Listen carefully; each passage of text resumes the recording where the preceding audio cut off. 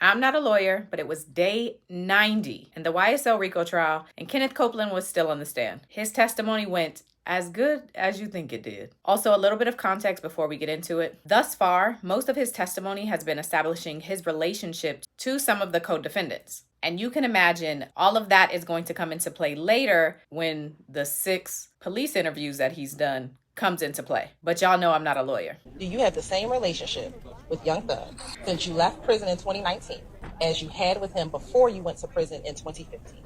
So, I'm confused. So help me understand. If you and her y'all got a relationship 10 years ago, so today is y'all relationship the same from 10 years ago today? I don't think nothing would be the same from 10 years ago. I don't know how to answer that. I don't know. Okay. Do you know someone by the name of Marquavius Huey? No. Do you know someone named Quay? I know a lot of Quays. Well, he's sitting right there. Like, I don't know what color it is he got on. I don't know Quay like that. I haven't been around him a year. Just because I know of somebody, I've been in jail. I've been away. So I haven't been around him personally to say I know him that well. How often, if at all, did you see Quay? I seen him when I seen him. Okay. I saw him when we had time to see each other. And I'm asking very specific. I can't say. When I wake up, my day is not planned. I just go with the day. And so I'll just ask you again. On a monthly basis? I saw him when I saw him. When you would see each other, what type of things would you all do? Shoot dice, go to parties. Have you advised Quay on individuals he should or should not hang around with? I probably have. Have you ever advised Quay on hanging around Young Thug? I told Quay that, man, I have a personal problem with Young Thug. Okay, yeah, I advised him that. What is the that you're referring to? Whatever you just asked me. I agreed to what you just said. I told Quay that he needed to watch who he hang around. Have you spoken with Quay in this year, 2024? No. I cut all communication with everybody, period. I haven't spoken with nobody. Do you know any of the other defendants? No, I don't know nobody else. Do you know someone by the name of Trontavious Stevens or Tick? I know him by Tick. Okay. About how long have you known Tick? For a while. What types of things would you do with Tick? Things young black men do in the neighborhood. I don't know what young black men do in the neighborhood. So what is Try to survive and stay away from the police. Do you do anything else besides trying to survive and stay away from the police? Yeah, get locked up. You got my criminal history, right? Little D, the one with the Dallas Cowboys sweatshirt. If this me, this Tick. Okay. They got no choice but to be Little D. Earlier you talked about another Little D that you called your son. Is this the same Little D? Do they look like the same Little D? I'm asking you a question, Mr. Copeland. Is it the same Little D? No. How do you distinguish this Little D from the other Little D? They look like two different people. Do you call one of them Little D from Cleveland? If you ask me which Little D I'm talking about. And that's what I'm asking you. When you are but talking you should just ask me that. Mr. Copeland, which Little D, how do you describe him if you're talking about him? I just said he Little D from Cleveland Avenue. How long ago have you been bald? When I got out of prison. You talked about shooting dice. How did you do those things with Little D? I try to get over on him. If he shoot dice with me, I'm going to try to get over on him. I won't treat him like a friend. Have you ever had Little D purchase guns for you? Nope, but I took a gun from him. You talking about a specific situation? The homicide investigator told me that I had the rights to protect myself. So I believed the way he said and got a gun to protect myself. I paid Little D to go get it. You know someone who goes by the name of Moonsel? Yes. Sitting here today, do you remember how you met him? I was about to do something to him, beat him up, because he was in the wrong business. Somebody else called me to protect him that same day. He called my phone, talking crazy. What about someone by the name of Max? Yeah, she his sister. Who's the he sister that you're referencing? Young Thug's sister. Does she go by any other name besides Max? Dolly. I don't know her long. I haven't known her long. I don't know which one of them I met first, but I didn't know they was related. I remember I was playing with her, like talking, joking, laughing, haha. Do you know who that is? No, I do not know who that is. Don't recognize that person. And that's your testimony today? I do not recognize him. Have you ever called Young Thug using FaceTime? No, I don't remember calling him on FaceTime. Okay. FaceTime Thug. Do you hear yourself when you said you FaceTime Thug? I heard I say something. I can't recall what I said. I have a hearing problem. Do you hear when you said you called Thug on FaceTime for Kel? Your ear better than mine. And the next, we're going to play June 10th, 2015. Did you hear you say Thug FaceTime me back? Your ear better than mine. So again, have you used FaceTime to speak with Thug? I don't recall. Have you previously told investigators why you understand people to use FaceTime? I don't use FaceTime. People have FaceTime. I be thinking people be trying to see where I'm at. In October 2021, do you recall meeting with Investigator Viverito, Investigator Flores? You said, did I meet with them? Or did they drag me up there? Nah, I'm gonna definitely meet with them up there. They questioned me. And FaceTime them right in your face and let you hear these niggas talk. Because they think FaceTime can't be monitored, which is stupid. Every last one of you need to talk on FaceTime. That's what I said? I told you I got a hearing problem. You can play it. If I can't put it in my ear, I won't be able to recognize what I said. It's the sound of it. You said, have I ever heard 30 deep? Yes. Yeah. Can you ask me in a way I can understand? Sure. What do you know about 30 deep? What you mean? What do I know about it? My neighborhood? Huh? Is 30 deep a gang? And what you define as a gang? Is 30 deep a group of people in your neighborhood? No, it's just, I don't know. I just know my neighborhood, I was growing up, I used to hear 30 deep a lot. It was cool. Gucci Man rap about it. I heard like Jeezy rap about it. I know someone who I guess they say was 30 deep. No, I consider myself 372. What was 372? It ain't for you to know. I'm going to ask you again, Mr. Copeland. What was 372? 372. Was that a gang? What do you define as a gang? I can't answer your question if I don't know what you're talking about. Was it you and a group of people a part of 372? And what's a group of people? 3 or more people. Well, yeah, but it wasn't no. We didn't hang on it. Like, we wasn't. I guess. Did you ever claim affiliation with the Bloods? Who, me? Yes, you. Yeah. What blood set? Bloods, period. Do you have a 5-point star tattoo? It don't have nothing to do with bloods, though. More than 5. Some are just plain. Some red. Some green. Was Demekion part of the Bloods? Yeah, that's him there. Do you recall being interviewed at the Atlanta Police Department? No, I don't remember. D told them, y'all ain't here. He said, cuz you ain't hang with them, you ain't with them. They supposed to help you. D told Kel them? Yeah. Cause D and Kel them supposed to be the same group. Right. So D tell them that, so they like, but me and Kel are talking, I'm like, look. What group is D and Kel part of? I don't know. Do you know if Shannon was ever a member of the Bloods? Not to my knowledge. Okay. Is Shannon wearing red? Yeah. And that's DB in the middle. Does DB have on a red hat? Yeah. The way that DB has his hands with... It ain't me. You ain't gonna never see me doing it, though. I don't know. Do you know that to be the symbol for SMM? I do not know. Okay. Why do you have a red bandana on your right ankle? Because I wanted to wear it on my right ankle. What is your hand symbolizing? Zone 3. Is that not a C and K for Crip Killer? Who hand? You see my hand? Can you zoom in so she can see the picture? It's me throwing up zone 3. You see the 3? Any reason why you have the red bandana on your right ankle, not your left ankle? I'm pretty sure you go get pictures with me having it all over my body. Left, right, head, neck. Now, have you ever claimed to be a part of ABG? Me? Atlanta Blood Gang? Me? Yes, you. Never. So, yeah, ABG. Yes. But it was in 2000, I had went to jail in 2000. I think it's 2015 now. I went to jail in 2013. I'll play it again one more time for you. I can't hear it no matter how many times you play it. How have you heard of YSL? The same way everybody else heard of it. How have you heard of it? I just did. I heard of it the same way everybody else had heard of it. As a music group. What does YSL mean? Young Stoner Life. Young Thug had a song that was on the radio and everybody was playing it. Mr. Copeland, have you ever done an interview with a video blogger off the porch? I don't know when.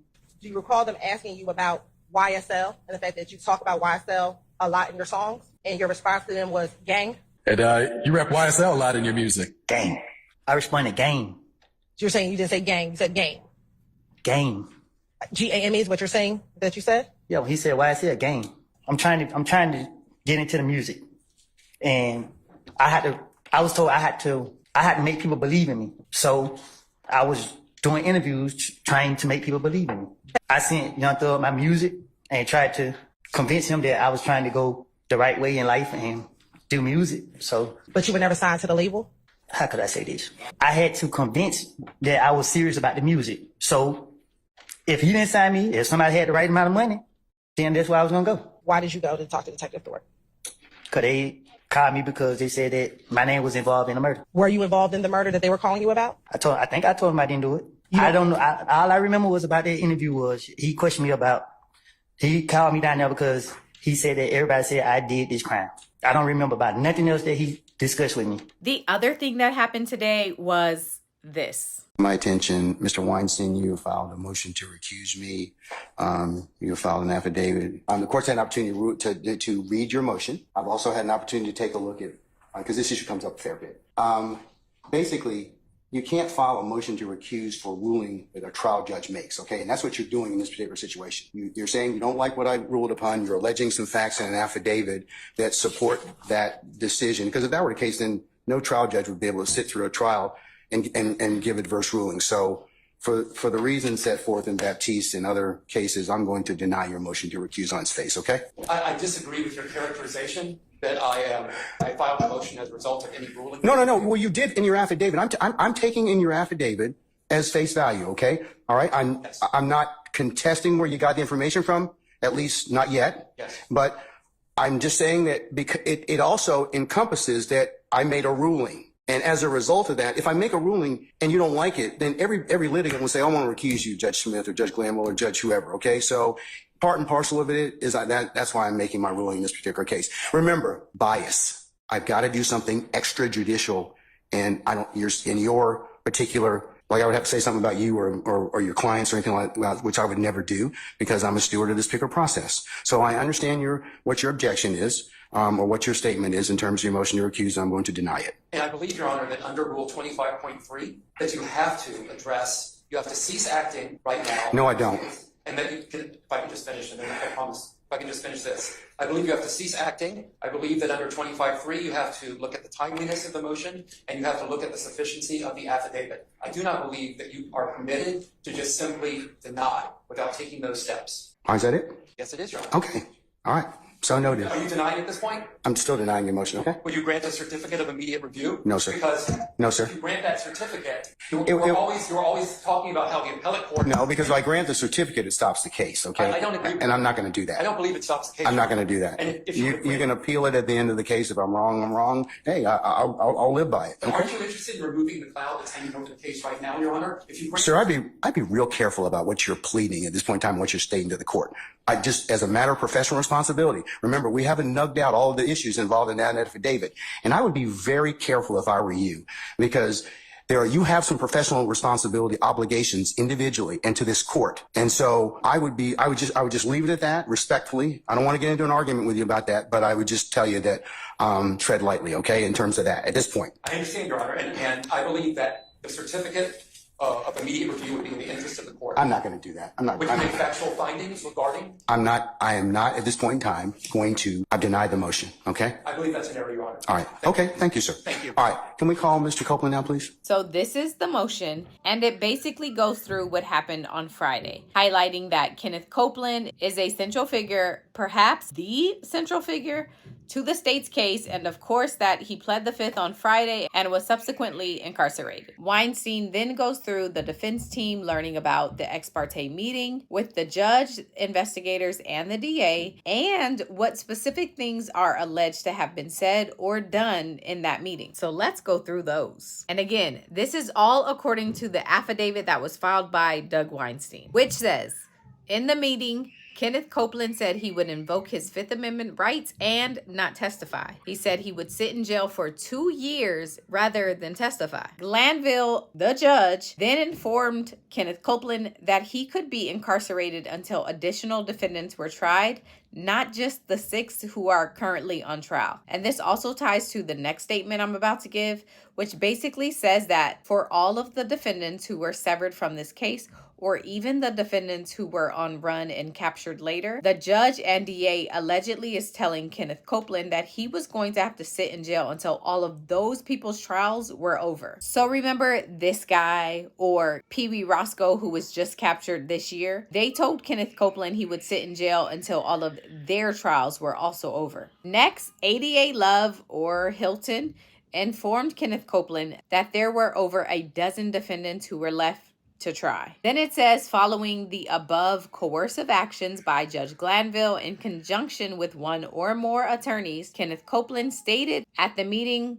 that he would testify. Glanville then presented Kenneth Copeland with a printout of the perjury statute and the false statement statute of Georgia. Ciao. Kenneth Copeland then stated to Ms. Hilton that if called to testify, he would simply lie on the stand, to which Hilton allegedly said she would not prosecute him if he lied on the stand. Kenneth Copeland also said he would testify that he was the one who unalived Donovan Thomas Jr., which again is key to this whole entire case, to which Hilton allegedly said that she would prosecute him for perjury if he said that. I have so many thoughts here. This is crazy. So in this motion, Doug Weinstein says when a judge is represented with a recusal motion, which is what this is, the judge must temporarily stop the trial and determine if the motion is timely, the affidavit is legally sufficient, and whether the judge himself should be recused. The problem here is that the things Weinstein and all of the defense attorneys say at this point are alleging to have happened in that meeting.